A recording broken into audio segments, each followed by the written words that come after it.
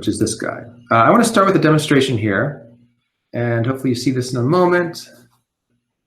Okay, what you see here, I'm going to sort of narrate what you see here. What you have there, think of this as a rope.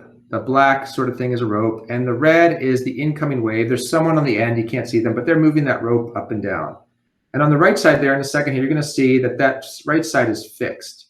And so what happens? We know that wave reflection happens. When the waves reach the end there, they reflect, bounce off, and the blue indicates the waves that are traveling backward, the reflected waves. So notice the person is still wiggling the rope, so you still have incoming waves in red, while you're getting more and more blue waves, reflected waves coming back.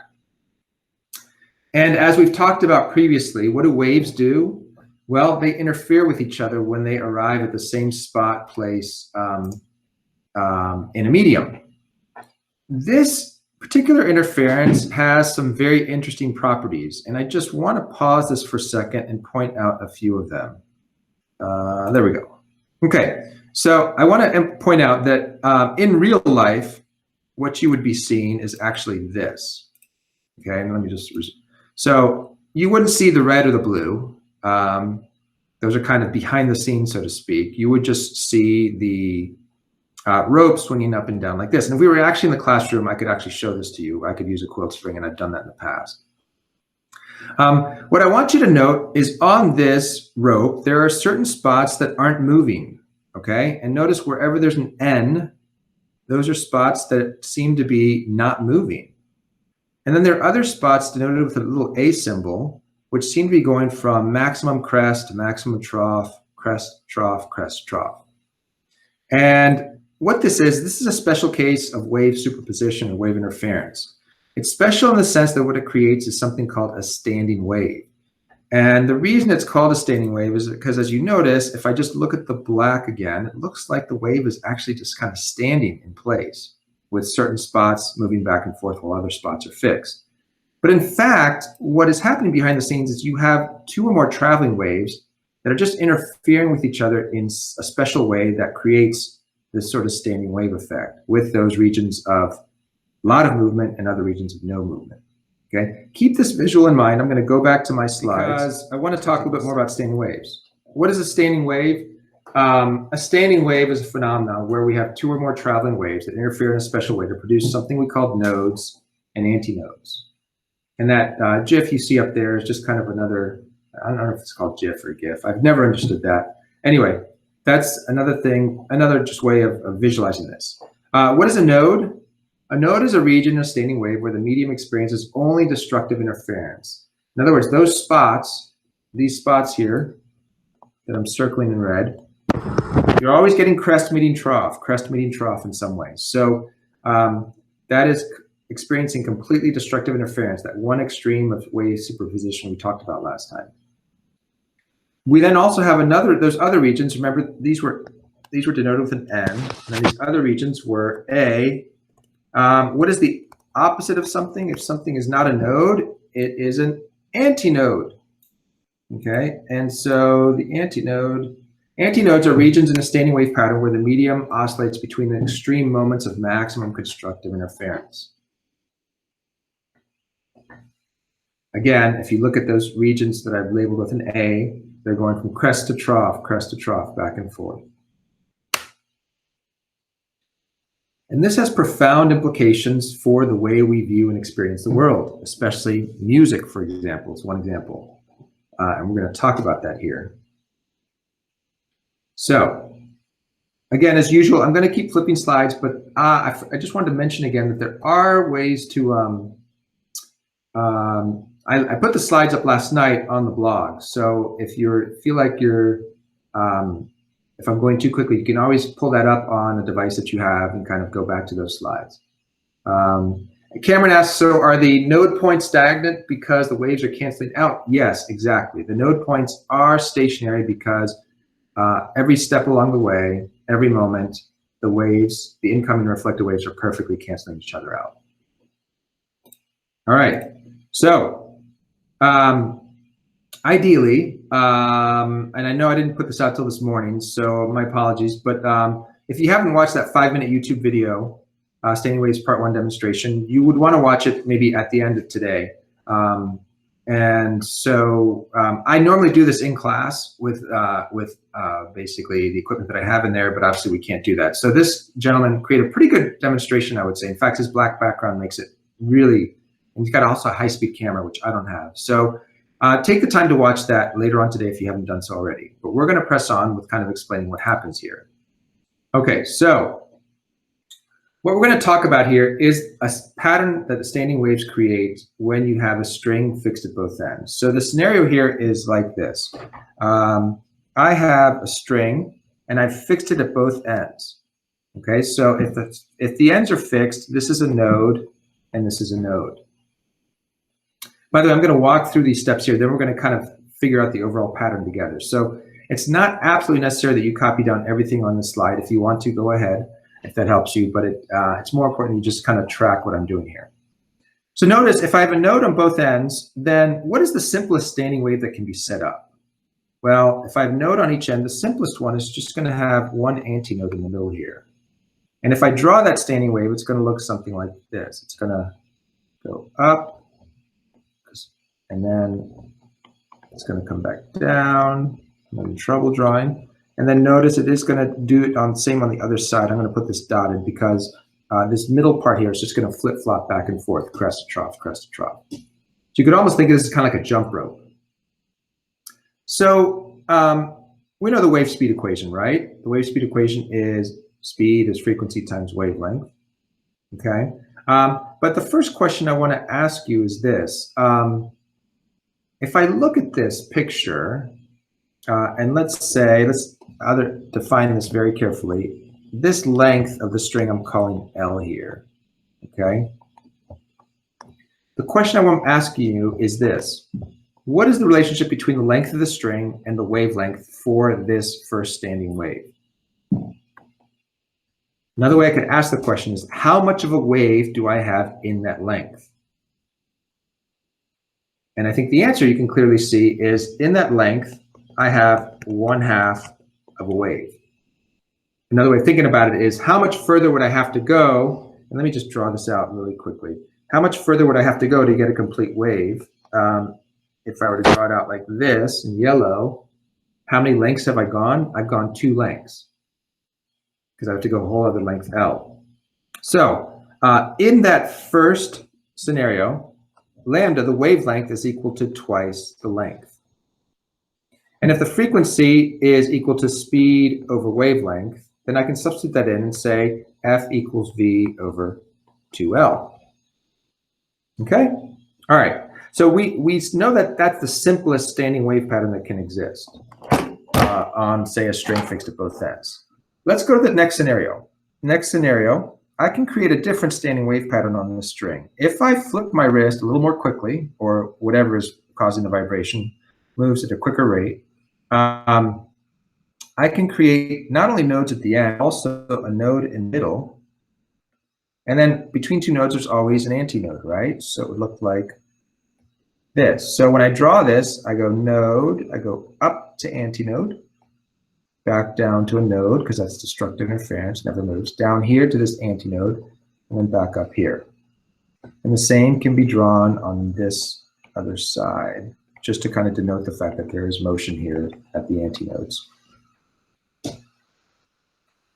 Okay, so in this case, same question again. If the length of the string is denoted as L, what is the relationship between the wavelength and the length? Or how far do I have to go before I get one complete wavelength? Well, in this case, you can see here that I'm going to go, just as I reach the length of the string, I complete one wavelength. So lambda equals L. And so then, in this case, frequency is speed over wavelength, or V over L. Okay? And so this is the second standing wave pattern that we can basically establish on a string fixed at both ends. Finally, I want to do the third one, then we'll kind of try and find some patterns here. The third one, node at each end, and I would have 2 nodes in the middle here. Let me see if I can try and do this just right. I don't know if I got that spacing just right, but I'm going to have 2 nodes in between those end nodes, which means I'm going to have 3 antinodes. Okay, and this is going to look something like this. I'm going to go up to the antinode, down to the node, down to the antinode, back up to the node, up to the antinode, down to the node. And the same thing happens over here, like so. Okay. Let's ask ourselves that same question one last time. How far along the length of the string do I have to go before I achieve one complete wave? Well, notice there are 3 sections to this, and I'm just going to write this is 1/3, 2/3, 3/3. So if I go along here, I'm going 1/3, and then at the 2/3 point, I get to a wave, one complete wave. So I could say the wavelength is equal to 2/3 L, or 2L over 3. If that confused you, another way to think about it is this: how many waves do I have in the entire length of the string? I have 1.5 waves, right? I have one complete one and another half. So L equals 3/2 lambda, you could say. Well, if L equals 3/2 lambda, then lambda is going to equal 2/3 L. So that's another way of thinking about it. Okay, cool. So then below here, whoops, that is not what I meant to do. Frequency is speed over wavelength. So that is V over 2L over 3, which I could also rewrite as 3V over 2L. All right, so come on, stop doing that. Feels like we're back in class. All right, so I want to point something out here. Let's try and find a pattern here. And to do that, let's highlight things in orange. First, with the wavelength. Notice I have 2L, L, 2L over 3. What's another way of writing L? Actually, what's another way of writing 2L that doesn't change its meaning? Couldn't I write this as 2L over 1? Okay, so just bear with me for a second. And L could be written as what? 2L over 2. Do you see a pattern now? Let me try and make it super clear. I'll do this in blue. 2L over 1, 2L over 2, 2L over 3. If you had to guess, if we were to draw the 4th standing wave, what would you guess the wavelength would be? A good guess would be 2L over 4, and it would in fact be right, 2L over 4 or L over 2. So to generalize this formula, we can say that the wavelength of the nth standing wave in a scenario of a string fixed at both ends is equal to 2L over n, where n is any positive integer. By the way, let's stipulate this right now. This is called the first harmonic. This is called the second harmonic. And this is called the third harmonic. Those of you who have a music background, this may make sense. This might correlate to something you hear your music teacher in the past or present say. Okay, so these are harmonics just like they are in musical instruments. Okay, so now we have an understanding of and a kind of a general formula for the wavelength of any nth harmonic for a string fixed at both ends. Can we find a similar formula for the frequency? And the answer is, like Bob the Builder, yes, we can.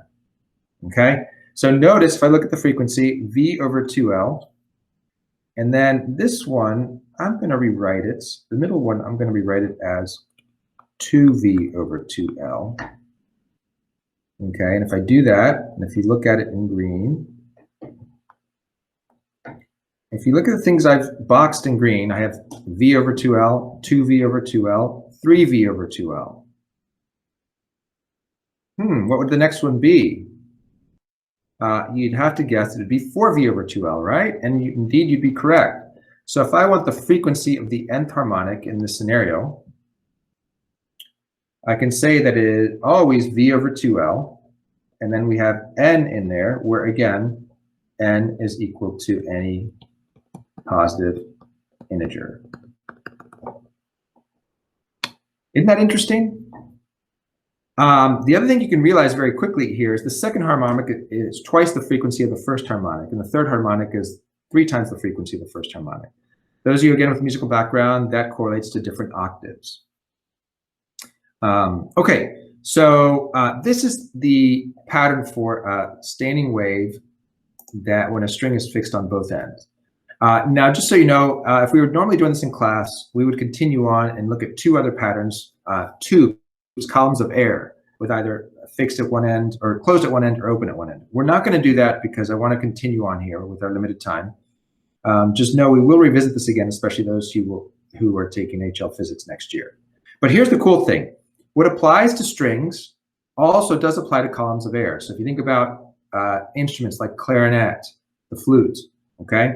And the way you want to think about it is this. Imagine this is a tube here. A standing longitudinal wave is also established within this tube, the column of air. And so you have certain regions, like say right here, this is a node. Notice the particles are not vibrating much back and forth. And then here you can see an antinode where you're seeing large fluctuations in the air and movement of the air molecules. And then again, here's another node. And then here's an antinode. And you can see right around here's another node, et cetera, and here's an antinode. So a similar experience happens, a similar phenomena also happens in any sort of column of air, especially, and the most common example is musical instruments. Okay, and really the way they work and the way they're created, the sounds they make, work off of this principle, this idea that standing waves are created and they're created in predictable ways. There you go. Boom. Awesome. Okay, so with that in mind, I want to share a joke. Are you ready? I'm not sure you're ready for this. Hope you are, because it's going to be a good one. Here we go. And here it is. What do you call someone who can't smell and doesn't have a torso? Can't smell and doesn't have a torso. Nobody knows.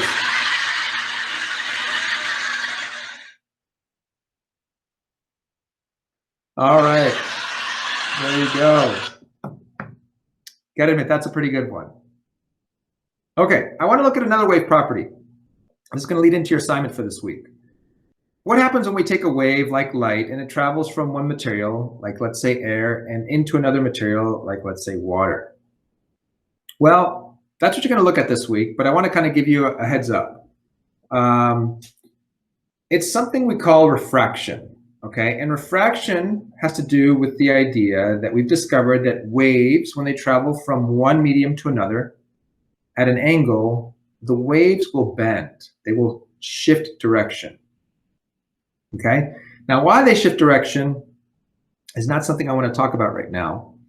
It does have to do with the speed. Well, I'll talk about it a little bit, but I want to offer you an analogy to think about why this is happening. Not why, it's not what, I don't want you to think about, oh, this is exactly what's happening, but it's a good analogy to recall how it works. So imagine, in this scenario, imagine that the white substance is pavement, okay? And the yellow is sand. And let's say you're a car here. You see this car that I've drawn here in red. It's kind of a bird's eye view. The car has 4 tires. So the car is driving fast on the pavement, but then it's approaching the sand. And notice what's going to happen. Which tire in the car is going to hit the sand first? It's going to be this one here that I've circled in blue. As soon as it hits the sand, what's going to happen to the speed with which that side of the car is moving? It's going to slow down, right? Because it's moving through sand. Whereas the left side of the car is still going to be traveling at a higher speed because of the fact that it's still on the pavement. And so in a sense, the car is going to fishtail, if you want to think about it that way, and going to change direction. And so it also works the same in reverse. If you look over here on the right, I've created a situation where the car is driving on the sand headed toward the pavement. Again, in this scenario, which tire is going to hit first? It's this one that I've circled in blue. When that right tire hits the pavement, it's going to start make the right side of the car move faster. With the right side of the car moving faster, the left side of the car is still moving in the sand. Again, it's going to fishtail, but curve to the left, so to speak, in this drawing. Okay, so you can think about it this way. And again, this has to do with, honestly, this has to do with the interaction of electric fields. And we haven't quite talked enough about electric fields for me to kind of fully explain that here. We will talk about electric fields in the coming weeks. But for now, I just want you to know what's happening and kind of have a modern day analogy as to why it happens, that while mine might not be like technically 100% correct about what's happening microscopically, helps you understand it. Okay, so to understand this, we have to know that there is something called an index of refraction, and light travels at different speeds through different substances. And so scientists, to kind of help us have a shorthand to get a sense for the relative speeds of light and differences in different substances, came up with this idea of this index of refraction. So we all know that the speed of light in a vacuum, it's given the letter C, that's kind of a symbol that's assigned to it, and it is 3.00 times 10 to the 8th meters per second, really fast, okay? But this index of refraction then gets this formula, which is quite simple. It says the index of refraction is simply a ratio of the speed of light in a vacuum divided by the speed of light in whatever substance we're measuring the index of refraction of.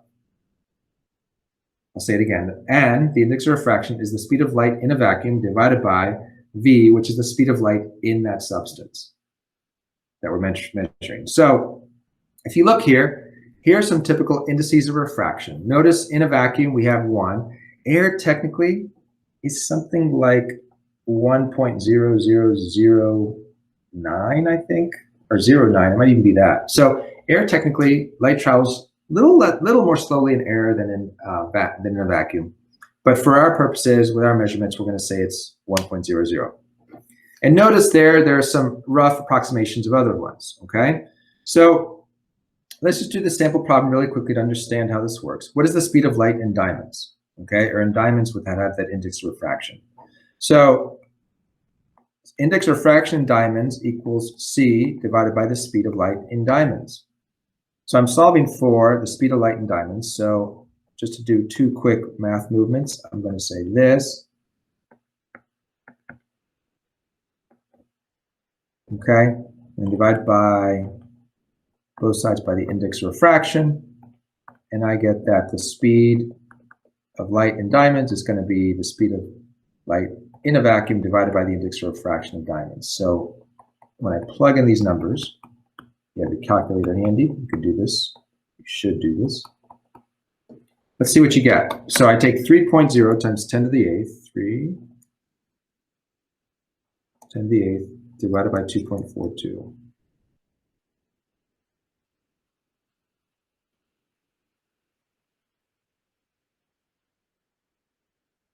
All right, and I get a big number. 1, 2, 3, 4, 5, 6, 7, 8. So what I get is that the speed of light in diamonds is roughly 1.24 times 10 to the 8th meters per second. So it's slower, significantly slower. Still fast, but significantly slower. And so David asked a question, does the wave speed change? And in fact, yes, the wave speed does change, okay? The wave speed changes, the wavelength changes, okay? But the frequency stays the same. That's one thing you want to keep in mind. Okay, so a law that governs how light bends is called Snell's Law, obviously named after a scientist. I think his name was Snellius, actually. And it basically offers a relationship between the indices of refraction of 2 substances and the angles. And so this is really important here. I want to explain this carefully because this is important for your lab and for all sorts of things. So what we do is, the blue here is substance 1, okay? Whoa. And we call that N1 is the index of refraction of that first substance. The green here is substance 2, and the index of refraction of that is N sub 2. Here's an incoming light wave. By the way, this could work both ways, but we're just going to assume it's going from N1 to N2. The light ray is coming in here like you can see. what we draw is we draw what we call a normal line. And let me take a different color. This is the normal line. And we call it the normal line because it is perpendicular to the interface between the two surfaces. Okay? So this normal line is important because what we do is we measure these two angles with respect to the normal line. This angle theta 1, we call that the angle of incidence.